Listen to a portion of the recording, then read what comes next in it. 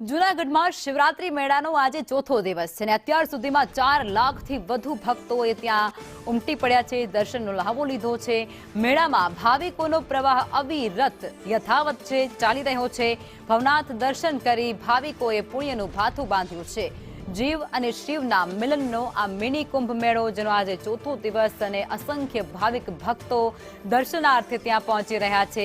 જૂનાગઢમાં આ શિવરાત્રીનો મેળો જે મિની કુંભ નામ આપવામાં આવ્યું છે, ઉપમા આપવામાં આવી છે અને તે અંતર્ગત 4 લાખથી વધુ ભક્તો અહીં ઉમટી પડ્યા છે અને તેમના દ્વારા દર્શનનો લહાવો લેવામાં આવ્યો છે।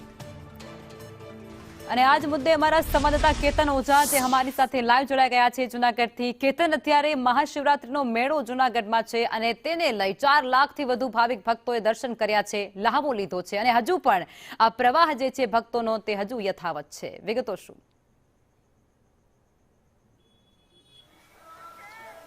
ચોક્કસ લખમાં કે જે રીતે મહાશિવરાત્રિના મેળાનો જે ચોથો દિવસ છે ત્યાં સુધીમાં 4 લાખથી પણ વધુ લોકો જે છે શ્રદ્ધાળુઓ ઉમટી પડ્યા છે અને માનવ મહેરામણ પણ જોઈ શકો છો આપ।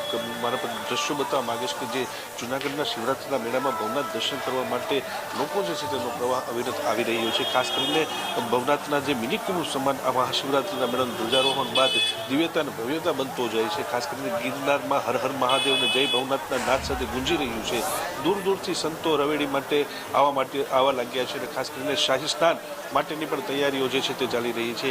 આધ્યાત્મિક ચેતનાને ઉજાગર કરતા આ મહાશિવરાત્રિના મેળાને લઈને લોકોનો પ્રવાહ જે પણ દૂર દૂરથી લોકો અહીં આવી રહ્યા છે। ઐતિહાસિક બનવા જઈ રહેલા આ મહાશિવરાત્રિના મેળાને લઈને અત્યારે જે ભજનો સંભળાઈ રહ્યા છે ગિરનારની તળેટીઓમાં તેને લઈને પણ ભક્તિમય માહોલ છે તે અત્યારે જામ્યો છે। ખાસ કરીને જે આવતીકાલે જે રવેડે નીકળશે તેને લઈને પણ શાહી સ્નાન જે કરવામાં આવશે તે સાધુ સંતો દૂર દૂરથી આવી રહ્યા છે અને તમામ તૈયારીઓને આખરી ઓપ આપી રહેવામાં આવ્યો છે। ખાસ કરીને તમામ જે શાહી રવાડી નીકળશે તેના માટે પણ તંત્ર દ્વારા વિશિષ્ટ પ્રકારની તૈયારીઓ કરવામાં આવી રહી છે અને લોકોને આ શાહી સ્નાનના દર્શન થઈ શકે તે માટેની પણ તડામાર તૈયારીઓ ચાલી રહી છે। જી જી, આભાર કેતન, આપ જોડાયા તે બદલ।